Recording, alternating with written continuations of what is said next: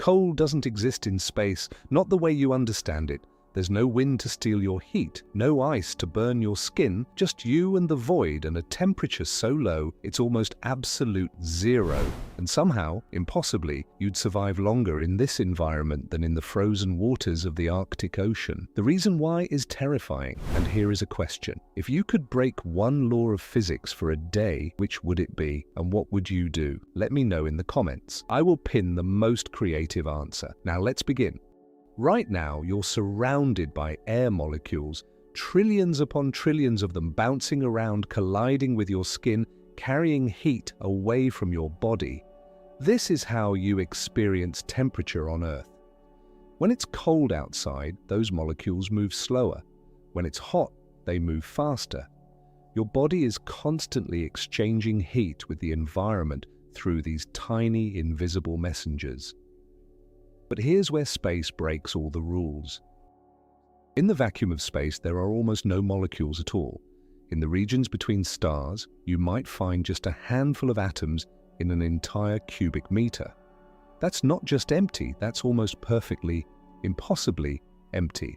And without those molecules, heat doesn't work the way you expect it to. Scientists measure the background temperature of the universe at roughly 2.7 Kelvin. Now let me translate that for you. That's negative 454.81 degrees Fahrenheit, or if you prefer Celsius, that's negative 270.45 degrees. That's just barely above absolute zero, the coldest temperature physically possible, where atoms nearly stop moving altogether. This temperature comes from something remarkable, the leftover radiation from the Big Bang itself. We call it the cosmic microwave background, and it's everywhere. It's the afterglow of the universe's birth, cooled down over nearly 14 billion years. In 2013, astronomers using the Atacama Large Millimeter Array measured this temperature at a location 7 billion years in the past, and they found it was roughly twice as warm back then, about 5.13 Kelvin. This perfectly matches what Big Bang theory predicts. The universe is cooling as it expands, and that faint whisper of ancient light is getting colder with every passing eon. But here's what makes space so bizarre. That number, 2.7 Kelvin, doesn't tell the whole story. Temperature, as we understand it on Earth, measures the average kinetic energy of particles bouncing around. But in space, there are barely any particles to measure. You could be floating in an environment that's technically negative 450 degrees, but you wouldn't instantly freeze solid like a cartoon character. Why? Because freezing requires your body to transfer heat to something else. On Earth, your body loses heat to cold air through conduction and convection. Those air molecules physically touch your skin and carry warmth away.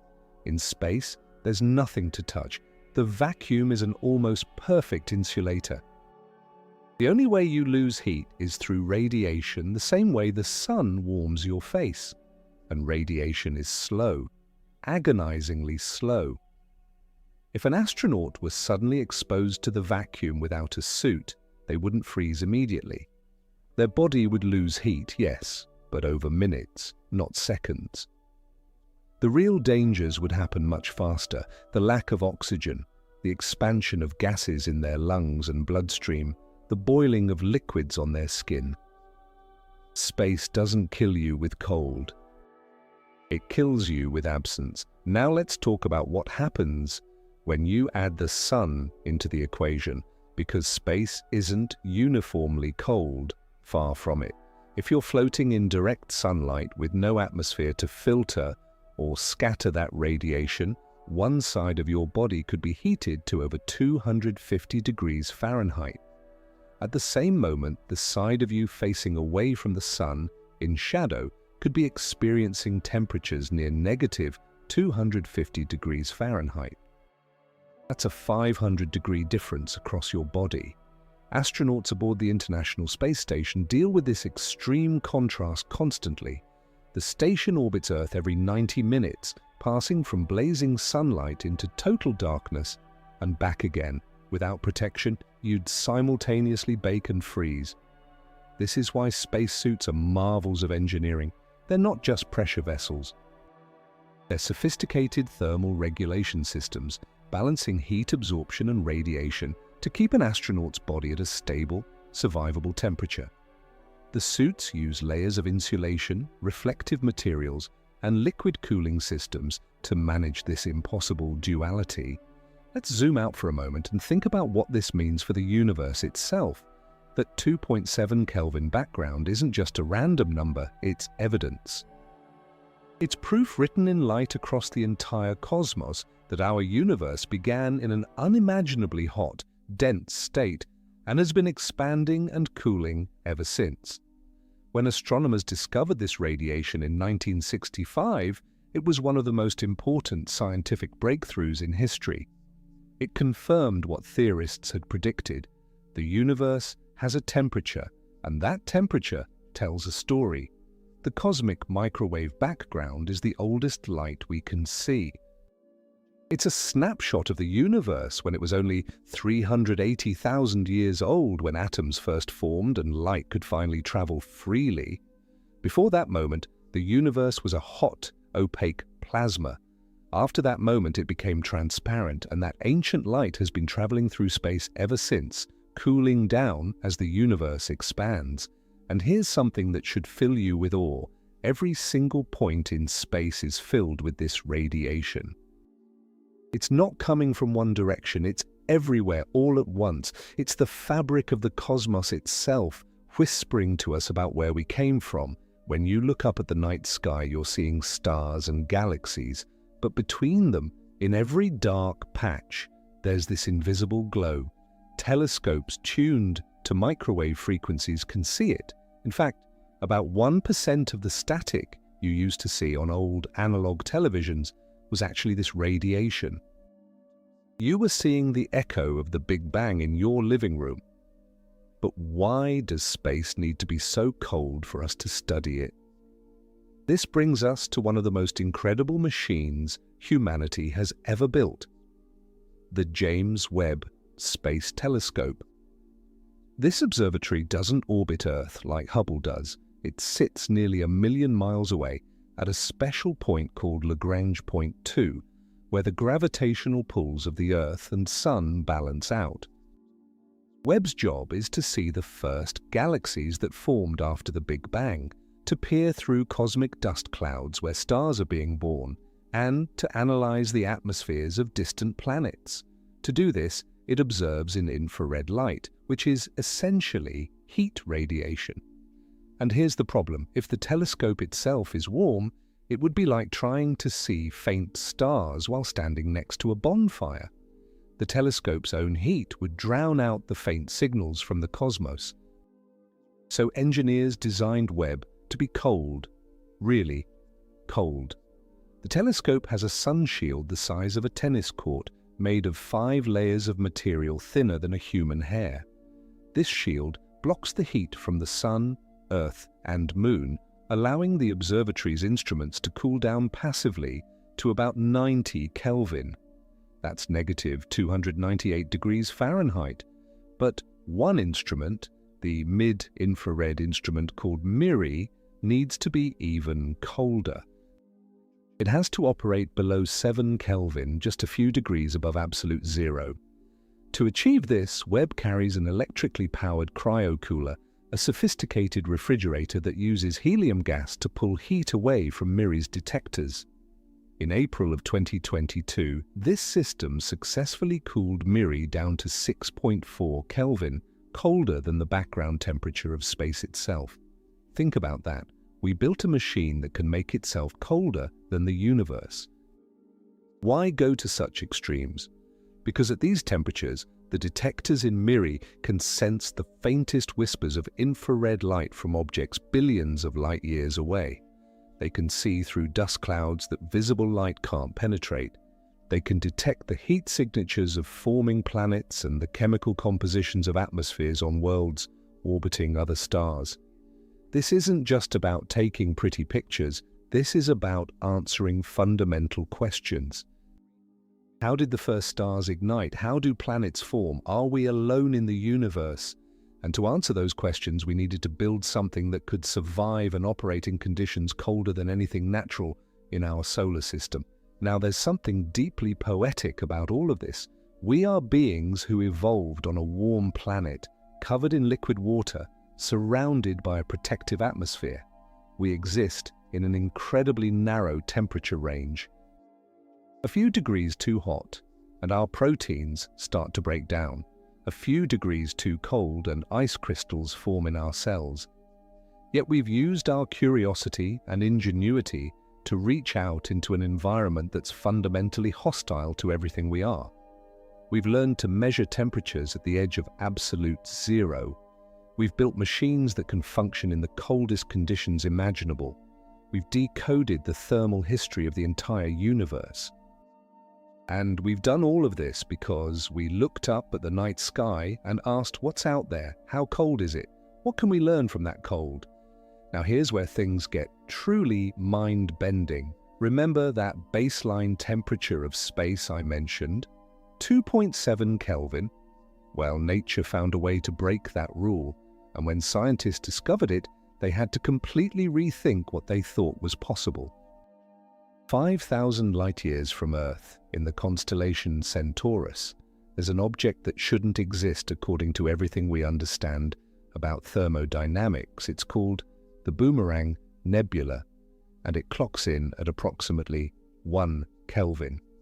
That's negative 457.87 degrees Fahrenheit, negative 272.15 degrees Celsius. It's colder than the cosmic microwave background. It's colder than the empty void between galaxies. It's the coldest known natural place in the entire universe. How is that even possible? The story begins with a dying star, not just any dying star, but a system that once contained two stars orbiting each other in a cosmic dance. Stars like our sun don't die quietly. When they run out of hydrogen fuel in their cores, they swell up into red giants, bloated and unstable. The outer layers puff outward while the core contracts. For a solitary star, this process takes millions of years. But the Boomerang Nebula had a secret. It had a companion, and that companion did something spectacular and violent. Astronomers using the Atacama Large Millimeter Array in Chile, one of the most powerful radio telescope networks on Earth, studied the Boomerang Nebula in exquisite detail. What they discovered was evidence of a stellar merger. The smaller companion star spiraled inward, eventually plunging directly into the heart of the larger red giant. Imagine two massive objects, each containing more mass than our entire solar system, colliding at speeds that would make a bullet seem frozen in place. The impact didn't just create an explosion, it created an ejection event. The red giant's outer layers were blasted into space at approximately 164 kilometers per second. That's over 366,000 miles per hour. And this is where the physics gets beautiful. When gas expands rapidly, it cools. This is the same principle that makes your refrigerator work, the same reason why compressed air in a spray can feel cold when you release it. But the expansion in the Boomerang Nebula isn't like anything we experience on Earth. It's so rapid, so violent, that the temperature dropped below even the ambient temperature of space itself. The gas is expanding faster than it can absorb heat from the cosmic microwave background radiation. It's like running away from a fire so fast that you get colder instead of warmer. The Hubble Space Telescope captured stunning images of the Boomerang Nebula's structure. It looks like an hourglass with two hollow lobes extending in opposite directions. These aren't solid structures, they're cavities carved out by high-speed winds with dense walls of molecular gas and dust at their boundaries. The light we see isn't the star glowing directly. Instead, it's starlight reflecting off those dusty walls like searchlights illuminating fog. The coldest regions lie in the high-velocity outflow, where matter races away from the dying stellar core at breakneck speeds. But here's something that should blow your mind. Scientists found something unexpected in the waste of this nebula: massive dust grains, some as large as millimeters across. In most of space, dust particles are microscopic, smaller than the particles in cigarette smoke. But in the Boomerang Nebula, collisions and aggregation have created pebble-sized chunks. These grains play a crucial role in the cooling process. They radiate energy away at specific wavelengths, acting like tiny heat sinks. They're nature's refrigeration units, helping to maintain these impossibly low temperatures. If you're finding this fascinating and want to explore more about the universe's mysteries, make sure to hit that subscribe button and give this video a thumbs up. It truly helps me continue creating content like this for you. Your support means everything. Now you might be wondering, if this is so cold, why doesn't it violate the laws of thermodynamics? After all, the second law of thermodynamics says that heat flows from hot to cold, and entropy in a closed system always increases. How can something be colder than its surroundings? The answer is that this isn't a closed system and it's not in equilibrium.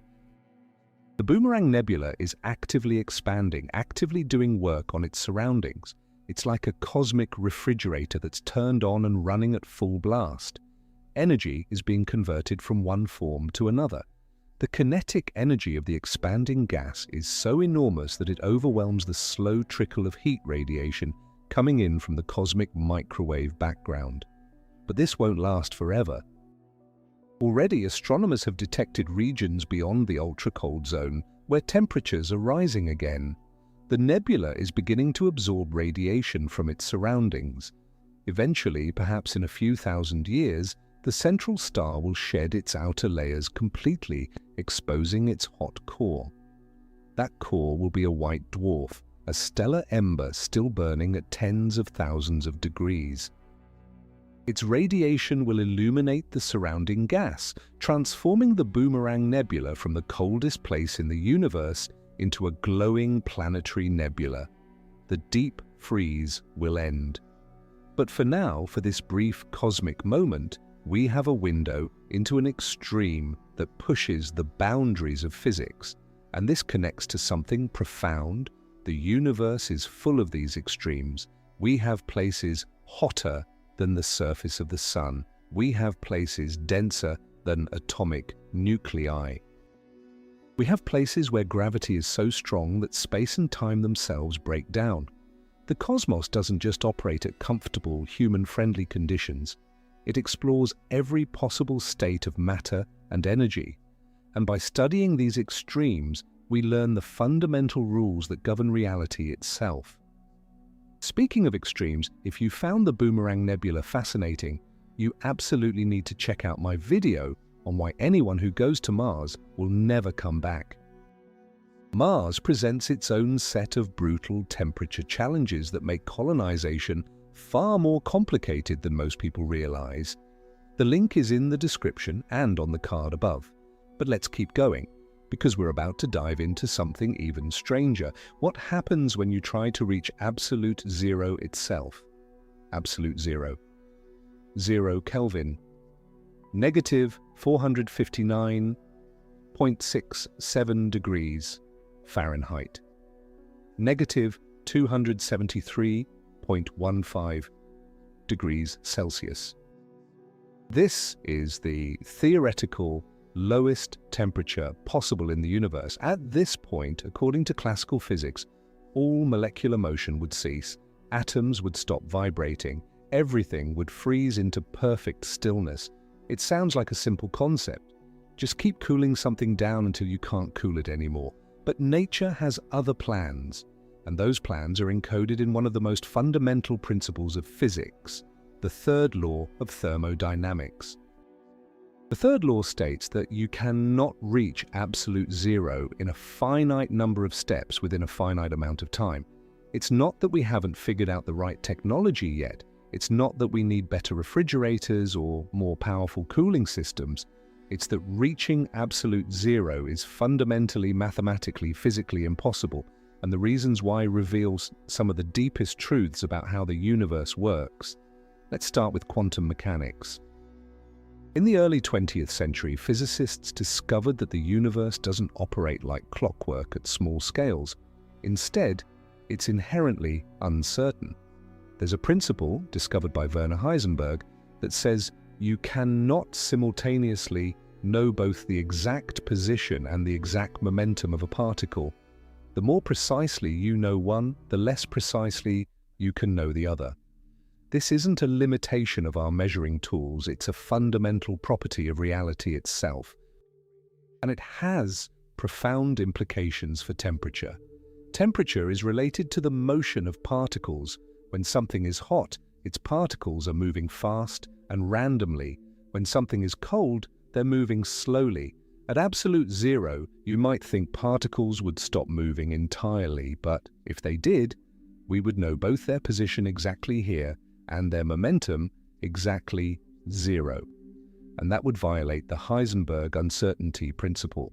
The universe doesn't allow it. Even at the coldest possible temperatures, particles must retain something called zero-point energy.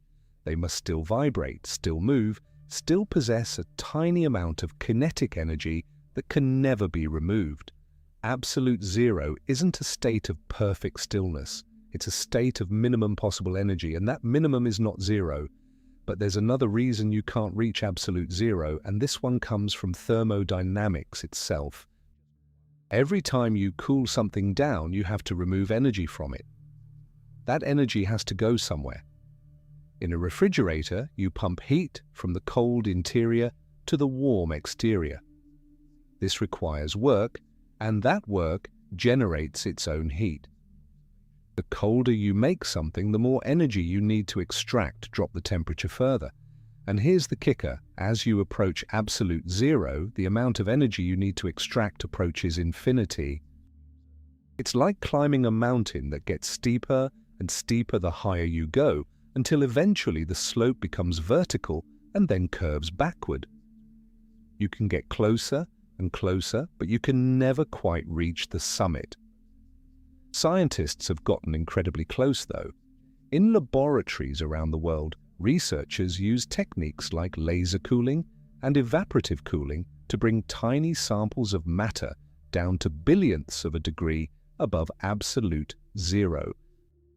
They've created states of matter called Bose-Einstein condensates, where atoms lose their individual identities and behave as a single quantum entity. These experiments happen at temperatures around 500 nanokelvin. That's 0.000005 Kelvin. At those temperatures, atoms move so slowly that it would take them several minutes to travel the width of a human hair. Time itself seems to slow down, but even these incredible achievements don't reach absolute zero.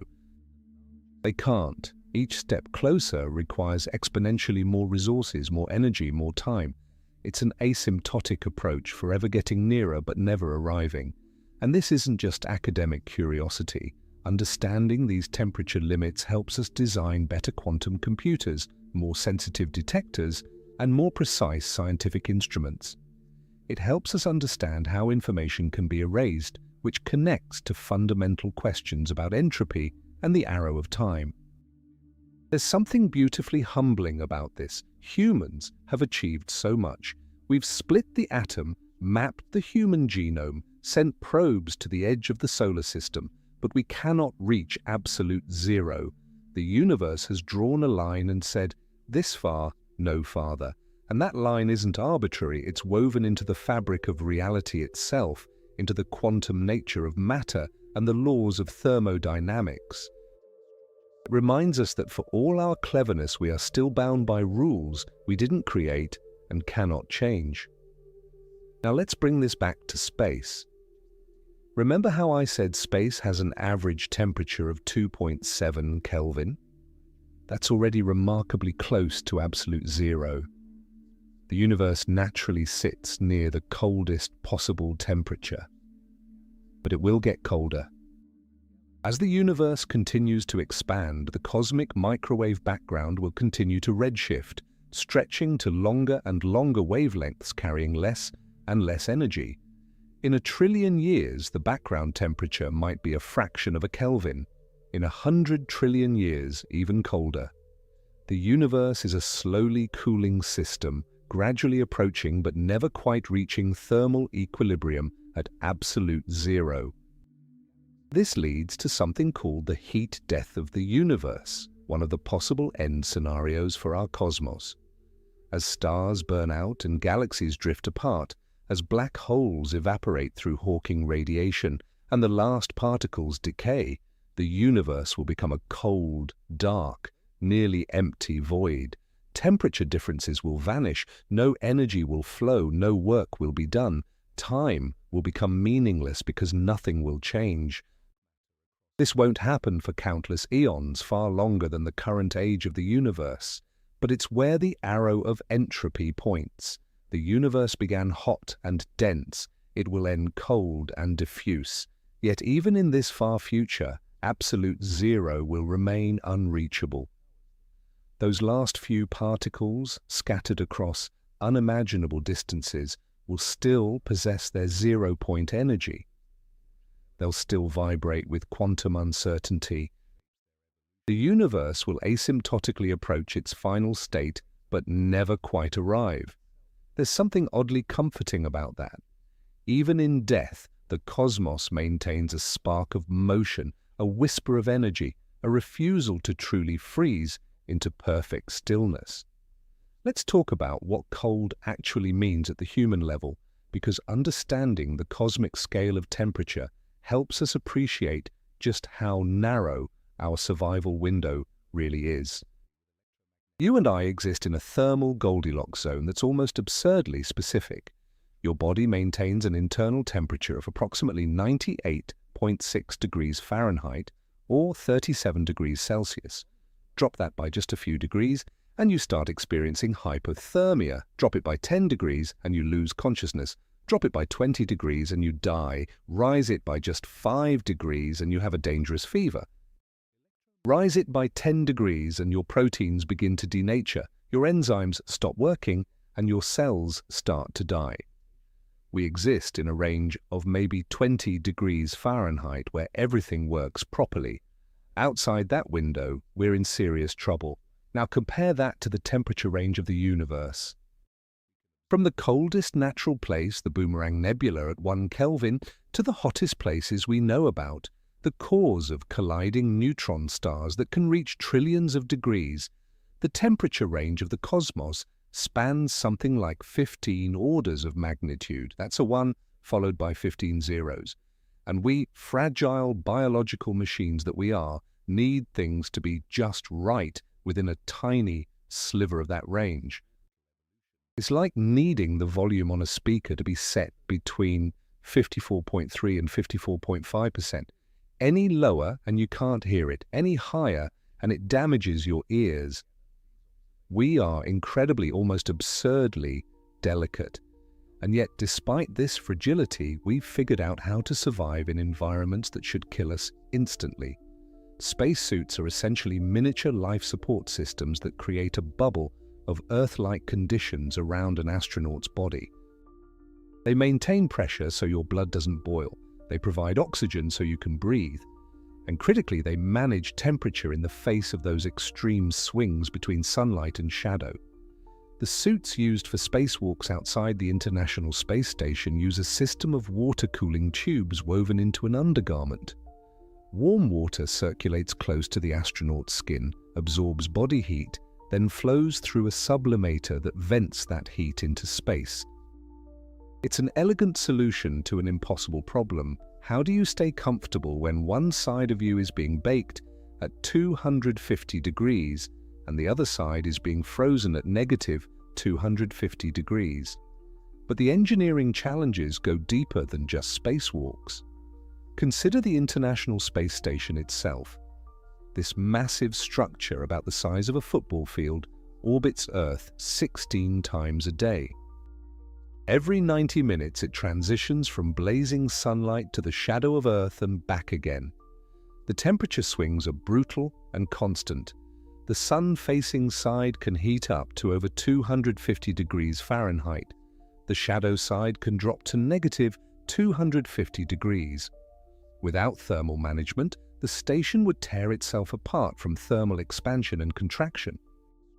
Metal expands when heated and contracts when cooled, and these temperature swings would cause structural stress fractures within days. So engineers designed an intricate thermal control system. The station has massive radiator panels that extend like wings from its central truss.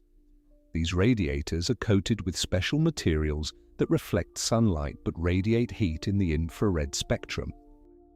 Inside the station, loops of ammonia coolant circulate through cold plates attached to equipment and cabin walls.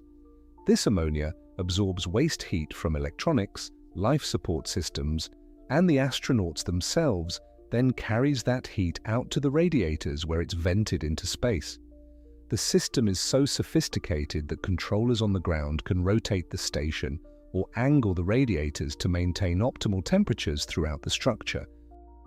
It's a constant balancing act, a dance with thermodynamics happening every moment of every day. And here's something most people don't realize. Heat management is often a bigger challenge in space than cold. Yes, space is cold in a technical sense. But remember, there's no air to carry heat away through convection. If you generate heat, either through your metabolism or through electronic equipment, that heat has nowhere to go except through radiation, and radiation is slow. This is why spacecraft often have more problems with overheating than with freezing. When the Apollo astronauts traveled to the moon, their spacecraft had to be rotated in a slow barbecue roll to prevent one side from overheating in constant sunlight. When the Mars rovers Spirit and Opportunity operated on the Martian surface, where temperatures could drop to -100 degrees Fahrenheit at night, they actually used radioactive heaters not primarily for warmth, but to keep electronic components from freezing. During the day, thermal management focused on venting excess heat from solar panels and electronics. This brings me to something fascinating about planetary exploration. Every world we visit has its own thermal personality, its own temperature challenges that require completely different engineering solutions. Take Mercury, the closest planet to the Sun. Its daytime surface temperature can reach 800 degrees Fahrenheit, hot enough to melt lead. But because Mercury has almost no atmosphere and rotates very slowly, its nighttime temperature plunges to -290 degrees Fahrenheit. That's a temperature swing of over 1,000 degrees. Any mission to Mercury has to survive both extremes. The Messenger spacecraft, which orbited Mercury from 2011 to 2015, used a massive ceramic fabric sunshield to protect its instruments from the sun's intense heat, while its electronics were kept warm during the brief periods in shadow by careful thermal design and heat retention systems. Venus presents the opposite problem. Its surface is a hellish 900 degrees Fahrenheit, maintained constantly by a runaway greenhouse effect. The atmospheric pressure at the surface is 90 times that of Earth, equivalent to being a kilometer underwater. Soviet Venera probes that landed on Venus in the 1970s and 80s survived for only minutes to hours before the heat and pressure crushed them. They didn't freeze, they cooked. Engineers had to design cooling systems that could keep electronics functional long enough to transmit data back to Earth before the entire probe melted and failed. It's one of the most hostile environments in the solar system, and temperature is the primary killer. Then there's Titan, Saturn's largest moon. Titan's surface temperature hovers around -290 degrees Fahrenheit or 94 Kelvin. That's cold enough that water ice is as hard as granite and methane exists as a liquid. Titan has lakes and rivers and rain, but they're made of liquid methane and ethane instead of water. The Huygens probe, which landed on Titan in 2005, had to be designed to function at these cryogenic temperatures. Its batteries, electronics, and instruments all needed to work in conditions where most materials become brittle and most chemical reactions slow to a crawl. The probe survived for about 90 minutes on the surface, sending back the first and only images we have from the surface of a moon in the outer solar system. But let's zoom back out to the bigger picture, because there's something profound happening here that connects all these pieces. Every challenge we face with temperature in space, every engineering solution we develop, every measurement we make of cosmic cold or stellar heat, all of it is teaching us about the fundamental nature of energy, entropy, and the universe itself. Temperature isn't just a number on a thermometer. It's a window into how energy is distributed, how particles interact, how order and disorder play out across cosmic scales. Consider entropy. This is one of the most important concepts in all of physics, and it's intimately connected to temperature. Entropy is often described as disorder or randomness, but it's more precisely the number of different ways a system can be arranged while still looking the same at the macro level. A hot object has high entropy because its particles are moving rapidly in random directions. There are countless possible arrangements of those fast-moving particles that all produce the same observable temperature. A cold object has lower entropy because its particles are moving slowly, and there are fewer possible arrangements. At absolute zero, a perfect crystal would have zero entropy, all particles in their ground state, only one possible arrangement. But as we discussed, absolute zero is unreachable, so perfect zero entropy is also unreachable. The second law of thermodynamics says that entropy in a closed system always increases over time. This is why hot coffee cools down, but cold coffee doesn't spontaneously heat up. This is why you can scramble an egg, but you can't unscramble it. Energy spreads out, differences diminish, disorder increases. This law is so fundamental that some physicists consider it the only truly universal principle in all of physics. Everything else, forces, particles, fields, might be different in other universes. But any universe that has time must have increasing entropy. And this brings us back to the cosmic microwave background. That uniform 2.7 Kelvin glow filling all of space represents a state of very high entropy. The energy from the Big Bang has spread out evenly across the entire observable universe. Temperature differences have been almost completely erased. This is what entropy does. It smooths things out. It creates uniformity. And yet somehow we exist. You and I and stars and galaxies and all the complex structure we see in the universe, all of it represents pockets of low entropy, islands of order in a sea of disorder. How is that possible if entropy always increases? The answer is that the universe started with extremely low entropy.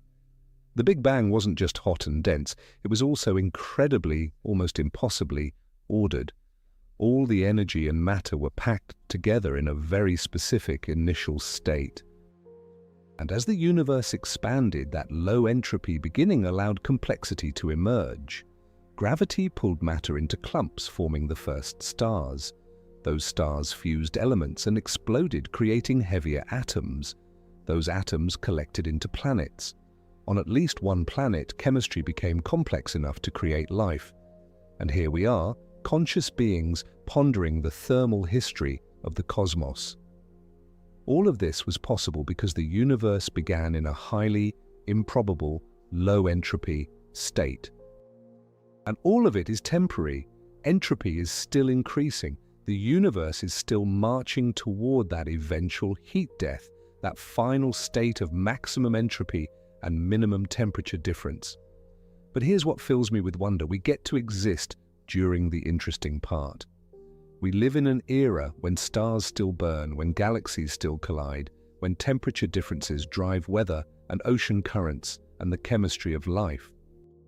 We live in a universe that's neither too hot nor too cold, neither too young nor too old. We live in the narrow window when complexity is possible. And not only do we get to exist in this window, we've become aware of it. We've measured the temperature of the universe at its birth, and predicted its temperature at its death. We've found the coldest place nature has created and built machines that can go colder. We've unraveled the quantum mechanics that prevents absolute zero and the thermodynamics that explains why heat flows the way it does. Think about what that means. We are patterns of matter and energy, organized in just the right way to become conscious, to ask questions, to build telescopes and spacecraft and thermometers. We are the universe studying itself, and one of the things we've learned is that we are creatures of warmth in a cosmos that trends toward cold. We huddle around our star, drawing energy from its fusion reactions, using that energy to maintain our bodies at 98.6 degrees, to heat our homes, to power our machines. Every moment of our existence is a battle against entropy, a temporary reversal of the universe's slide toward equilibrium. And we're doing all of this on a tiny warm rock, orbiting an ordinary star in an unremarkable galaxy, surrounded by the vast cold dark, separated from the vacuum by a thin skin of atmosphere and magnetic field. Now let me tell you about something that completely changed how we understand cold in space, the discovery of molecular clouds. These aren't clouds in the way you think of them. They're not fluffy white things floating in a blue sky. They're vast regions of interstellar space, sometimes hundreds of light years across, filled with gas and dust so cold and dense that molecules can actually survive there. And when I say cold, I mean temperatures around 10 to 20 Kelvin. That's negative 440 to negative 420 degrees Fahrenheit. These clouds are the nurseries where stars are born, and their temperature is absolutely critical to that process. Here's why. For a star to form, gravity has to pull gas and dust together into an increasingly dense clump. But as that gas gets compressed, it heats up. And hot gas creates pressure that pushes outward, resisting gravity's inward pull. This is the fundamental battle at the heart of star formation. Gravity wants to collapse everything into a dense core. Pressure wants to keep everything spread out. For gravity to win and create a star, the gas has to stay cool enough that pressure doesn't become too strong.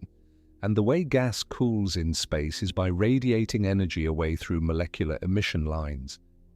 This is where those cold molecular clouds become essential. Inside these clouds, molecules like carbon monoxide, molecular hydrogen, water vapor, and dozens of other compounds form on the surfaces of dust grains. These molecules can absorb energy and then re-emit it as radiation that escapes the cloud. They act like cosmic thermostats, pulling heat out of the gas and venting it into space. The colder the cloud stays, the more effectively gravity can do its work. Eventually, a dense enough region forms that gravity overwhelms everything else, and you get a protostar, a hot, glowing core that will eventually ignite nuclear fusion and become a true star. But here's the beautiful paradox. To create something as hot as a star, you first need something incredibly cold.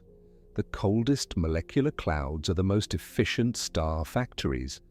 Astronomers have mapped these regions using radio telescopes tuned to the specific wavelengths that cold molecules emit. One of the most famous is the Taurus molecular cloud, about 430 light-years from Earth. It's a stellar nursery operating at around 10 Kelvin, spawning dozens of new stars over millions of years. Another is the Orion molecular cloud complex, part of which you can actually see with the naked eye as the fuzzy patch in Orion's sword. That fuzzy patch, the Orion Nebula, is heated and illuminated by young stars that have already formed. But deeper in the cloud, hidden from visible light, there are regions still at 10 to 15 Kelvin, still cold enough for new stars to condense. These discoveries came from missions and telescopes that revolutionized our understanding of the cold universe. The infrared astronomical satellite, launched in 1983, was one of the first to survey the entire sky in infrared light. It revealed vast filaments and clumps of cold dust that had been completely invisible to optical telescopes.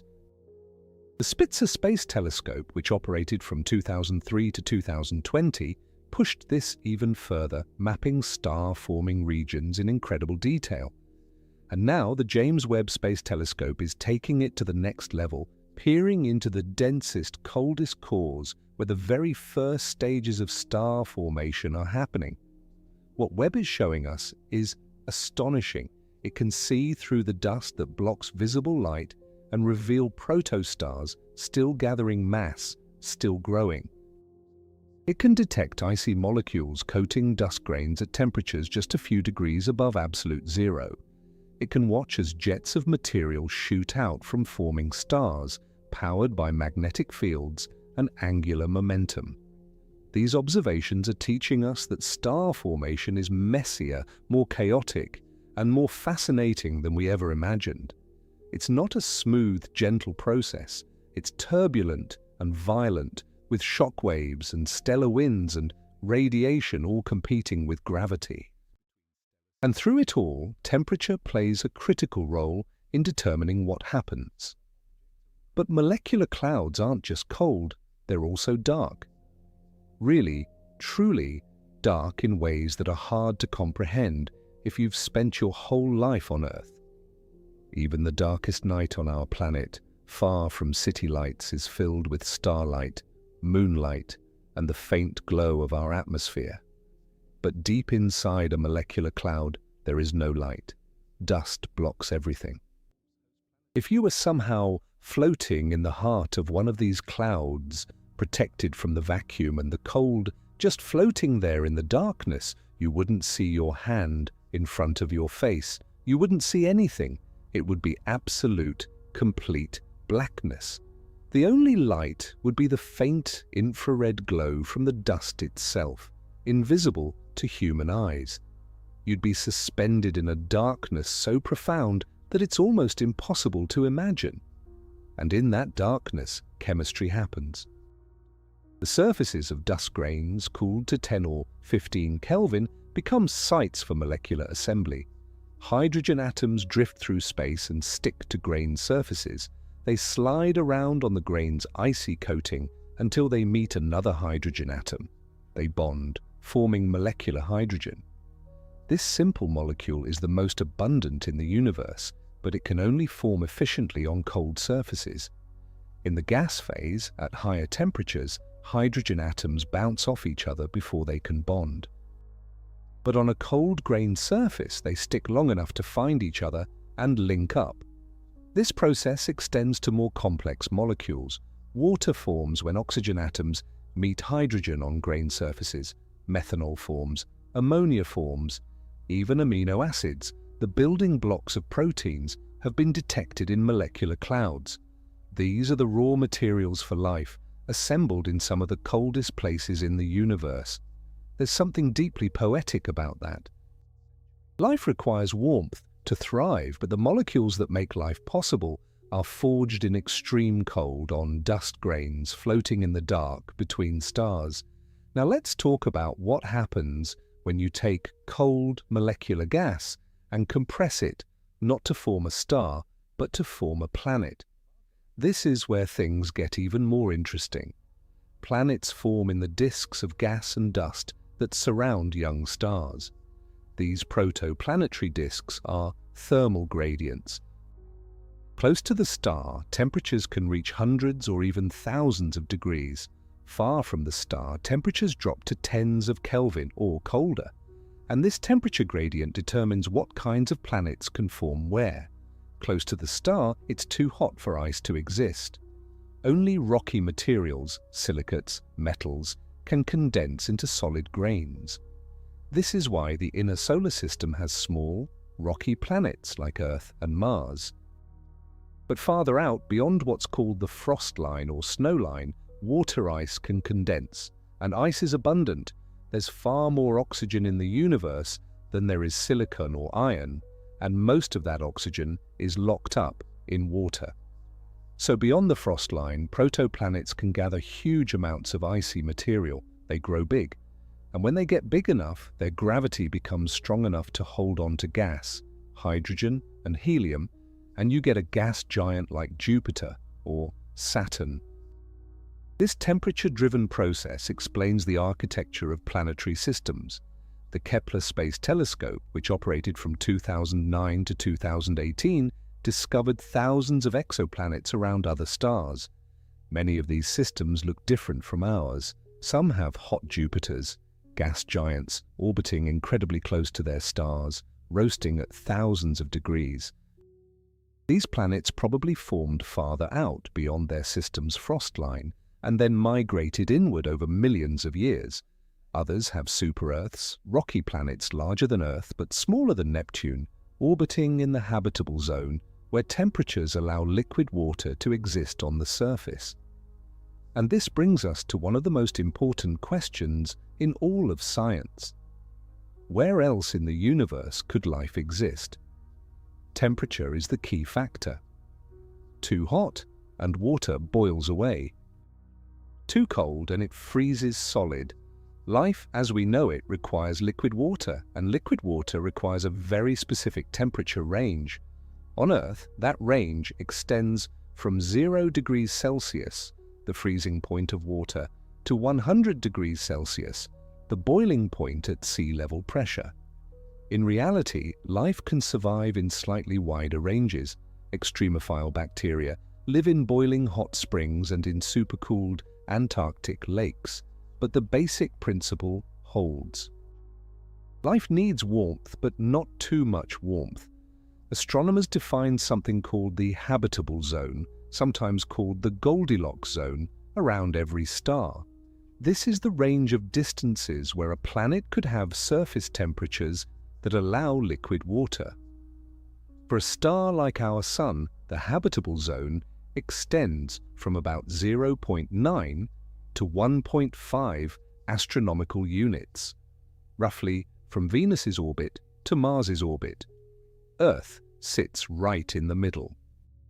For smaller, cooler stars like red dwarfs, the habitable zone is much closer. For larger, hotter stars like blue giants, it's much farther out. And critically, the size and location of the habitable zone changes over time as the star evolves and its luminosity changes. The James Webb Space Telescope is now studying the atmospheres of exoplanets, looking for signs of water vapor, carbon dioxide, methane, molecules that might indicate life or at least the conditions for life. In 2022, Webb observed the exoplanet WASP-39b, a gas giant orbiting a Sun-like star 700 light-years away. Webb detected carbon dioxide in its atmosphere, the first unambiguous detection of this molecule on a planet outside our solar system. This wasn't a habitable world, it's a hot Jupiter with temperatures around 1,600 degrees Fahrenheit, but it demonstrated that Webb can analyze exoplanet atmospheres in unprecedented detail. Soon, it will turn its gaze towards smaller, cooler, potentially habitable worlds. And when Webb finds a rocky planet in the habitable zone with water vapor in its atmosphere, with temperatures that could support liquid water on the surface, we'll have to ask ourselves, could there be life there? Not intelligent life necessarily, maybe not even complex life, but microbial life, bacterial life, something that metabolizes and reproduces and evolves. Because if life arose independently on another world, it would mean that life isn't a cosmic accident unique to Earth. It would mean that given the right temperature, the right chemistry, the right energy source, life emerges. It would mean the universe is full of life, scattered across billions of planets, each one a warm island in the cosmic cold. But even if we find such a world, even if we confirm that it has the right temperature for life, we face an almost insurmountable problem: distance. The nearest star to our Sun, Proxima Centauri, is 4.24 light-years away. That means light, traveling at the fastest speed possible in the universe, takes 4.24 years to get there. With our current technology, a spacecraft would take tens of thousands of years to reach even the nearest stars, And most exoplanets we've discovered are hundreds or thousands of light years away. We can study them with telescopes. We can measure their temperatures, analyze their atmospheres, calculate their masses, but we can't visit them. We can't send probes there within human lifetimes. We are observers of these distant worlds, separated by gulfs of space so vast that they might as well be unreachable. This is one of the cruelest truths about the universe. It's so vast, so empty, so cold, that even traveling at the speed of light wouldn't be fast enough to explore it within a human lifetime. The distances between stars are measured in light years, the distances between galaxies in millions of light years. The observable universe extends for 93 billion light years in all directions. That's the distance light has traveled since the Big Bang, expanded by the stretching of space itself. And beyond that, we don't know. We can't see. The light hasn't had time to reach us yet. The universe might extend forever, infinite cold and dark and empty, punctuated by islands of warmth where stars burn and planets orbit, and maybe, just maybe, life looks up at the sky and wonders if it's alone. Let's talk about something that challenges everything we think we know about cold, the discovery of warm regions in the coldest places. Because the universe, as it turns out, doesn't follow simple rules, you'd think that the farther you get from stars, the colder things become. And broadly, that's true. But nature has found countless ways to generate heat in the most unexpected places, creating pockets of warmth in the frozen darkness of space. Consider Europa, one of Jupiter's moons. Its surface temperature averages around -260 degrees Fahrenheit, or -160 degrees Celsius. The surface is covered in water ice, frozen harder than concrete, crisscrossed with cracks and ridges that suggest geological activity. But beneath that frozen shell, scientists believe there's a global ocean of liquid water, perhaps 60 miles deep. How is that possible? How can liquid water exist on a world so far from the sun that sunlight provides almost no warmth? The answer is tidal heating. Europa orbits Jupiter in a slightly elliptical path, and as it does, Jupiter's immense gravity stretches and squeezes the moon. Imagine taking a rubber ball and repeatedly squeezing it in your hand. The ball would heat up from the friction and deformation. That's essentially what's happening to Europa, but on a planetary scale. The constant flexing generates enormous amounts of heat in Europa's interior, enough to melt ice and maintain a liquid ocean beneath the frozen surface. This ocean might be warmed further by hydrothermal vents on the seafloor, similar to the deep sea vents on Earth where life thrives in complete darkness, sustained by chemical energy rather than sunlight. The implications are staggering. Europa might harbor life, not on its frozen surface, but in that dark ocean beneath the ice, where liquid water, organic chemistry, and energy sources converge. NASA's Europa Clipper mission, scheduled to launch in October 2024 and arrive at Jupiter in April 2030, will study this moon in detail. It will use ice-penetrating radar to measure the thickness of the ice shell. It will use spectrometers to analyze the chemistry of surface materials. It will search for plumes of water vapor erupting from cracks in the ice, plumes that might carry samples from the ocean below. If we're extraordinarily lucky, we might discover that life exists on Europa, thriving in a hidden ocean on a world where the surface is colder than an Antarctic winter. And Europa isn't alone. Enceladus, a small moon of Saturn, also has an underground ocean heated by tidal forces. The Cassini spacecraft, which orbited Saturn from 2004 to 2017, discovered enormous geysers erupting from Enceladus's south polar region, shooting water vapor and ice particles hundreds of miles into space. Cassini flew through these plumes and analyzed their composition. It found water, salt, silica particles, and complex organic molecules, including some with carbon-nitrogen bonds. This is chemistry that on Earth is associated with life. Enceladus's ocean is in direct contact with a rocky core, creating conditions for water-rock interactions that could provide energy for living organisms. Think about what this means. Two tiny moons far from the Sun in the frozen outer solar system, both maintaining liquid water oceans beneath ice shells kilometers thick. Neither receives meaningful warmth from the Sun.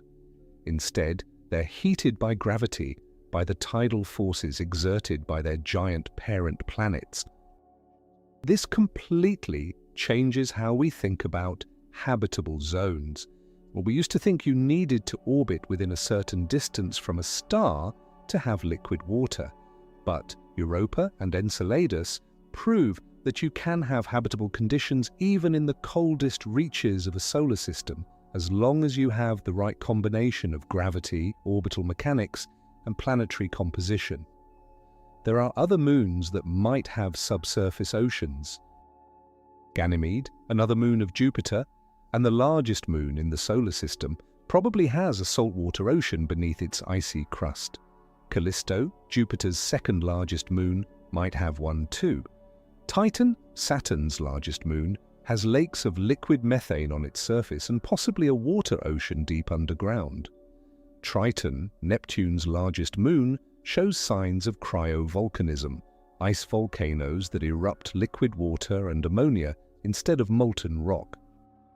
Each of these worlds challenges our assumptions about where warmth and cold exist in the solar system.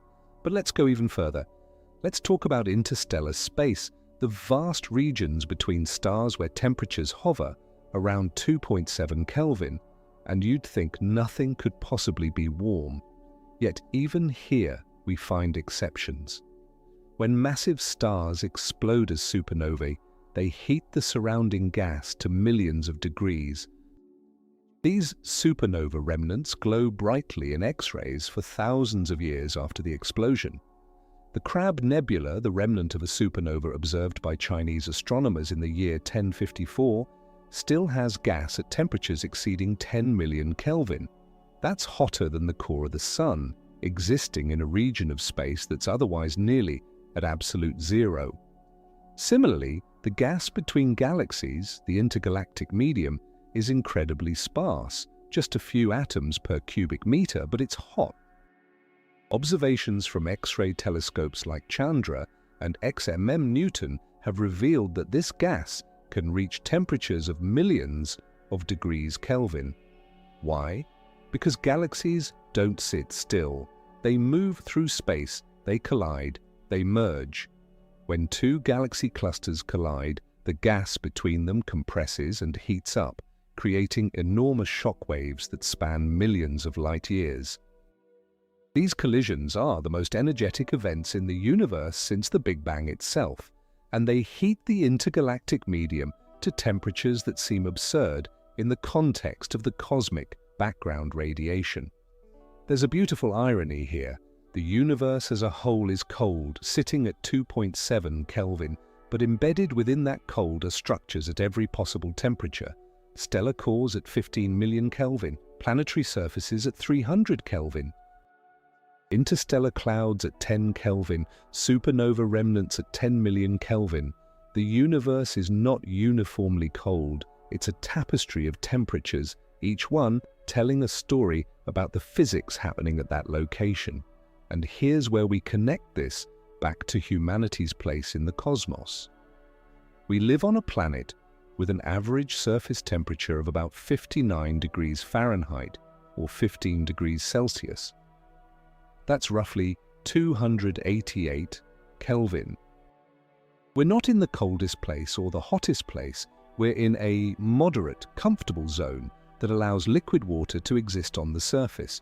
But that comfort is maintained by a delicate balance of factors: our distance from the Sun, our atmosphere's composition, our planet's rotation rate, the tilt of our axis. Change any of these factors significantly, and Earth could become a frozen snowball or a scorching desert. In fact, Earth has experienced both extremes at different points in its history. About 700 million years ago, during what's called the Snowball Earth period, the planet may have been completely covered in ice from pole to pole. Global average temperatures dropped to around -50 degrees Celsius. The oceans froze to depths of over a kilometer. Life survived, but barely, in refuges like volcanic hot springs and pockets of liquid water beneath the ice. What caused this deep freeze? Probably a combination of reduced greenhouse gases, continental configurations that promoted ice formation, and feedback loops where ice reflected sunlight back into space, cooling the planet further. Conversely, during the Paleocene-Eocene thermal maximum about 56 million years ago, Earth experienced rapid global warming. Average temperatures rose by 5 to 8 degrees Celsius within a few thousand years. The Arctic Ocean had palm trees. Alligators lived in Greenland. The deep ocean warmed significantly and many deep-sea species went extinct. What caused this? Probably massive releases of carbon dioxide and methane from volcanic activity and destabilizing methane hydrates on the seafloor. The planet eventually cooled again through natural processes that sequestered carbon, but it took hundreds of thousands of years. These examples remind us that Earth's current comfortable temperature is not permanent. It's a temporary state, maintained by processes that are constantly in flux. And right now, we're conducting an uncontrolled experiment by rapidly increasing atmospheric carbon dioxide levels. We're pushing the planet's temperature upward at a rate unprecedented in human history. This isn't a political statement, it's physics. Carbon dioxide traps infrared radiation, warming the lower atmosphere and surface. More carbon dioxide means more trapped heat. The average global temperature has already risen about 1.2 degrees Celsius since pre-industrial times, and it's continuing to rise. You might wonder, what does this have to do with the cold of space? Everything. Because understanding planetary temperature is about understanding energy balance, how much energy comes in, how much goes out, and what happens in between. Earth receives energy from the sun. Some of that energy is reflected back into space by clouds and ice. The rest is absorbed by the surface and atmosphere, warming the planet. Earth then radiates energy back into space as infrared radiation. If the incoming and outgoing energy are balanced, temperature stays stable. If more energy comes in than goes out, the planet warms. If more goes out than comes in, it cools. Greenhouse gases like carbon dioxide and methane change this balance by trapping outgoing infrared radiation. They act like a blanket, keeping heat close to the surface. This is actually essential for life. Without any greenhouse effect, Earth's average temperature would be around 0 degrees Fahrenheit, well below freezing. The oceans would freeze, and life, as we know it, couldn't exist. But too much greenhouse effect and you get runaway warming like on Venus, where surface temperatures are hot enough to melt lead. Earth sits in a sweet spot, with just enough greenhouse effect to keep the planet warm and habitable, but not so much that it becomes a hellscape. And here's the connection to space exploration. Every planet has a different energy balance, and understanding that balance tells us what we'll face when we try to visit or colonize other worlds. Mars, with its thin atmosphere and distance from the Sun, has an average surface temperature of -81 degrees Fahrenheit. Any human settlement on Mars will need to generate and conserve heat constantly. We'll need habitats with thick insulation, nuclear or solar power to run heaters, and spacesuits that can protect astronauts from temperatures that drop to -180 degrees at the poles in winter. Venus, on the other hand, requires the opposite approach. Any mission to Venus's surface has to deal with extreme heat, not cold. You can't radiate heat away efficiently when the surrounding atmosphere is already at 900 degrees. Proposals for Venus missions include high-altitude balloons that float in the upper atmosphere, where temperatures are more moderate, or extremely short-lived surface probes that gather data for a few hours before succumbing to the heat. And then there are worlds like Titan, where the temperature is negative 290 degrees Fahrenheit, but the atmosphere is thick and nitrogen-rich, similar in some ways to early Earth. Titan's atmospheric pressure at the surface is about 1.5 times Earth's, meaning you wouldn't need a pressure suit, just thermal protection and a respirator. But that thermal protection would need to be exceptional. You're dealing with temperatures where methane and ethane are liquids, where water ice is as hard as rock. Any equipment would need to function in these cryogenic conditions. Batteries don't work well when they're that cold. Lubricants freeze. Metals become brittle. Engineering for Titan is engineering for extreme cold, even more so than engineering for Mars.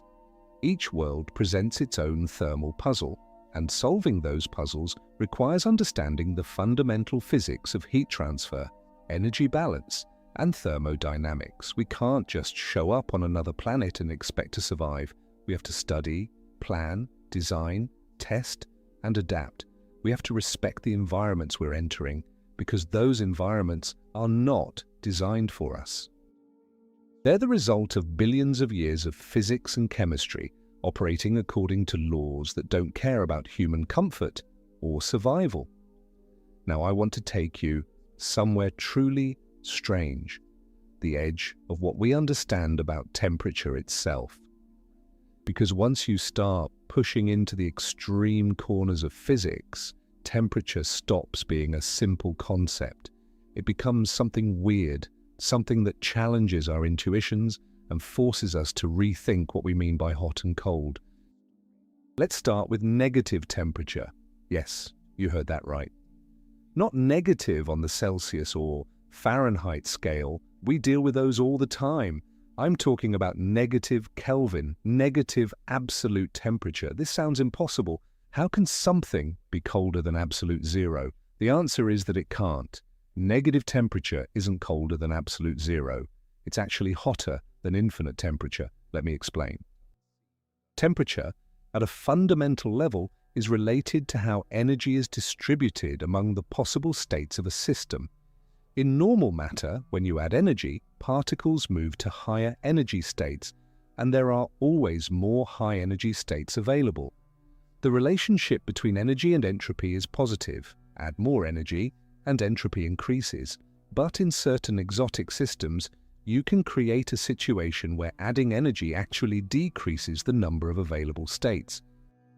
This is called population inversion, and it happens in things like lasers and carefully controlled quantum systems. When physicists at the Max Planck Institute in Germany managed to create a gas of potassium atoms at negative temperature in 2013, they weren't making the coldest thing ever.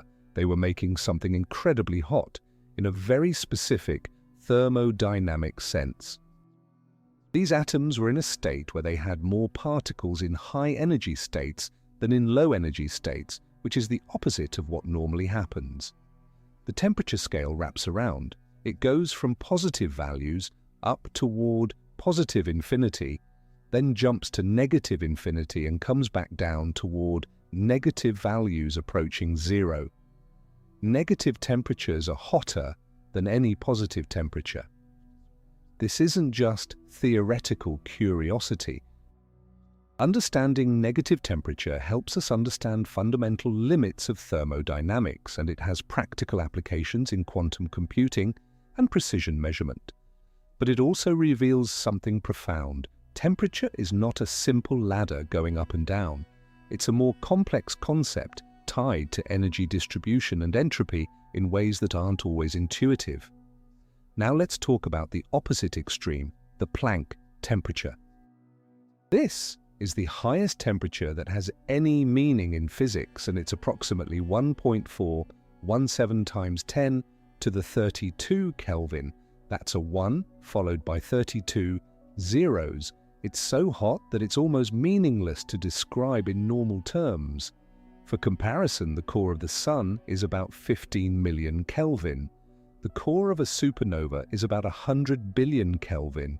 The universe, 1 second after the Big Bang, was about 10 billion Kelvin. The Planck temperature is 10 million billion times hotter than that. At the Planck temperature, our understanding of physics breaks down. Quantum effects and gravitational effects become equally important, and we don't have a theory that successfully unifies quantum mechanics and general relativity. This temperature corresponds to the Planck energy, which is the energy scale at which space and time themselves might become quantized, breaking down into discrete units rather than being smooth and continuous. Beyond the Planck temperature, concepts like space, time, and temperature might not even make sense anymore. We enter a realm where the universe requires a theory of quantum gravity that we don't yet have. The universe was briefly at or near the Planck temperature during the very first moments after the Big Bang in the Planck epoch that lasted from time 0 to about 10 to the negative 43 seconds.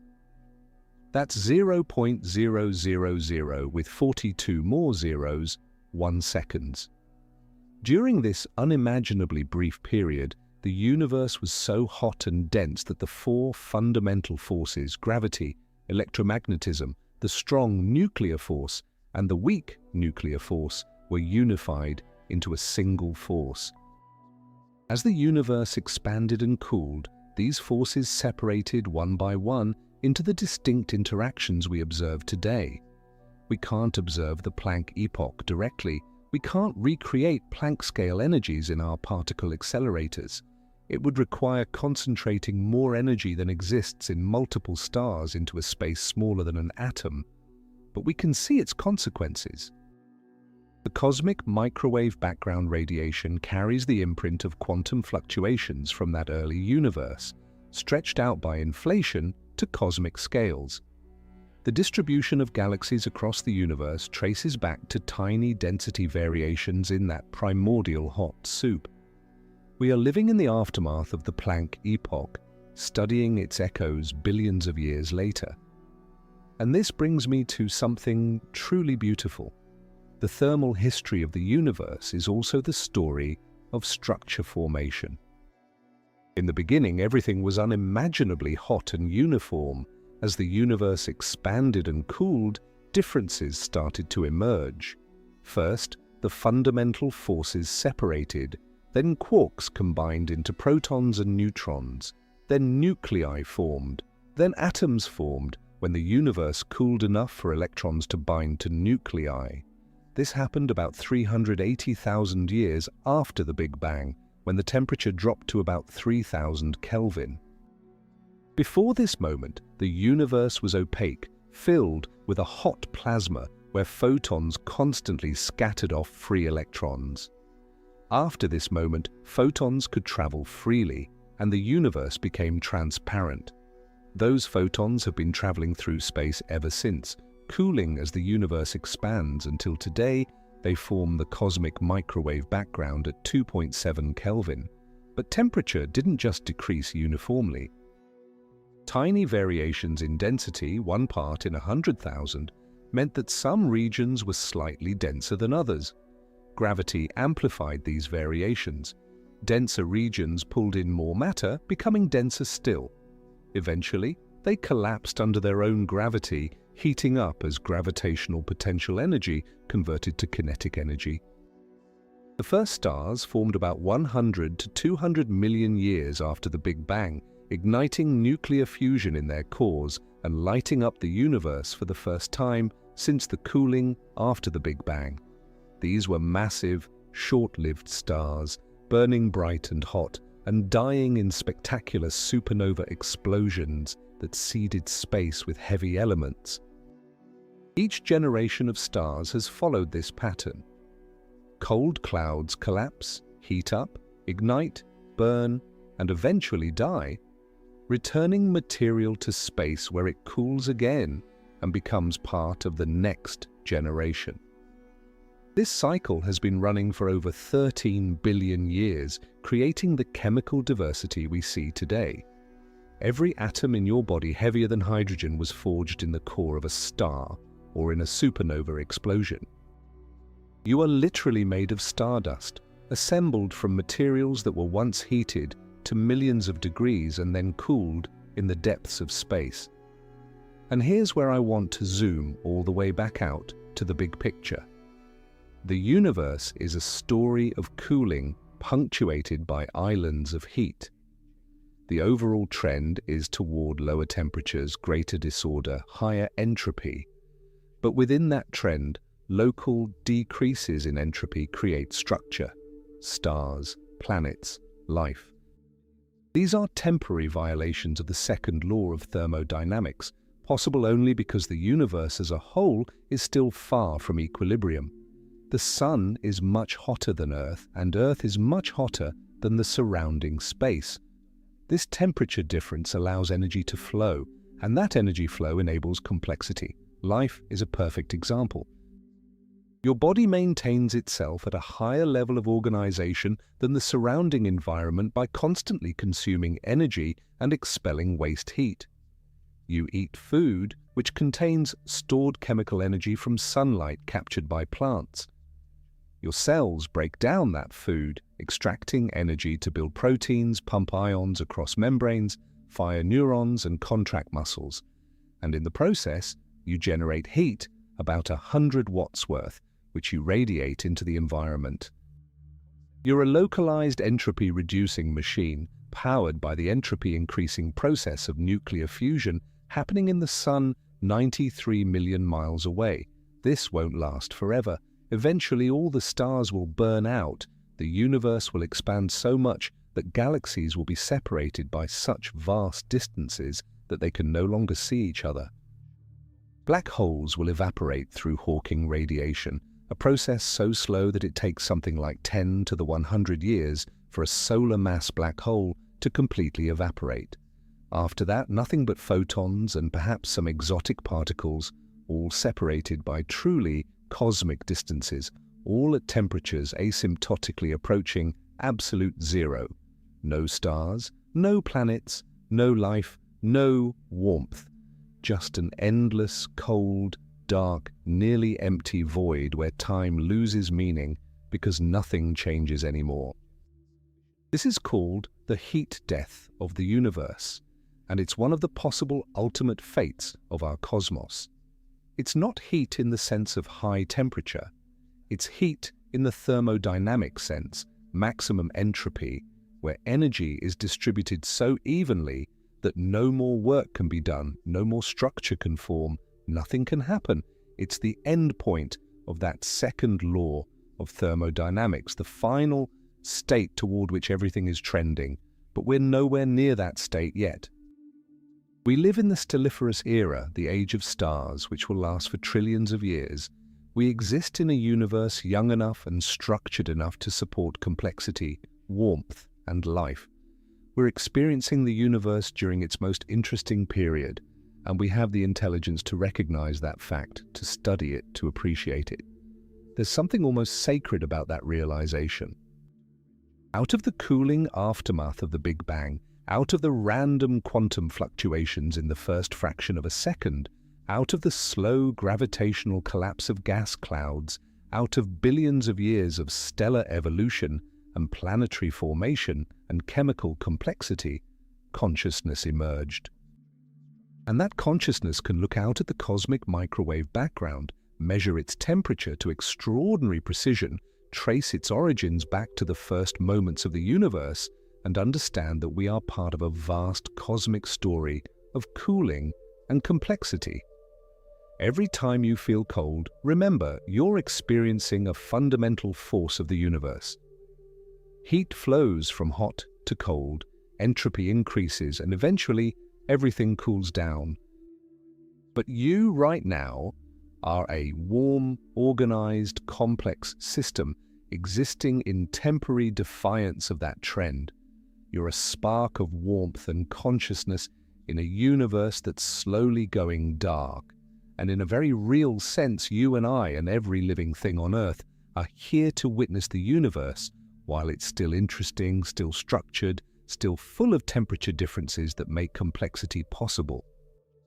We measure temperature in degrees, but we're really measuring the universe's age, its structure, its history, and its future. From the Planck temperature at the moment of creation to the asymptotic approach to absolute zero in the far future, temperature tells the story of everything. And somewhere in the middle of that vast range, at exactly 98.6 degrees Fahrenheit, you exist. Thinking, wondering, understanding. If you're curious about pushing other boundaries of physics, about what happens when we try to reach the ultimate speed limit of the universe, I've got something special for you. I've created a deep dive into one of the most mind-bending questions in physics. What actually happens if we reach light speed? We'll explore time dilation, length contraction, and much more. See you there.